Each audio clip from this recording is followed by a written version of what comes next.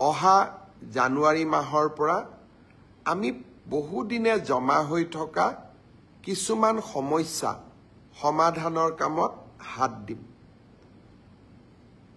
বহু আমাৰ চৰকাৰৰ লগত কাম কৰি থকা বহু ব্যক্তিৰ, বহু অনুষ্ঠানৰ, বহু সংগঠনৰ বহু সমস্যা আছে।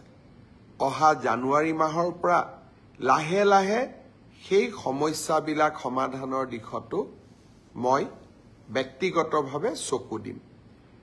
অসমলৈ উভতি গৈ খুব সোনকালে আকৌ এবাৰ ফেচবুক লাইভত লগ পাম। পুনৰ এবাৰ আটাইকে বহুত বহুত ধন্যবাদ জনাইছোঁ। অহা জানুৱাৰী মাহৰ পৰা আমি বহুদিনে জমা হৈ থকা কিছুমান সমস্যা সমাধানৰ কামত হাত দিম। বহু আমাৰ চৰকাৰৰ লগত কাম কৰি থকা বহু ব্যক্তিৰ, বহু অনুষ্ঠানৰ, বহু সংগঠনৰ বহু সমস্যা আছে।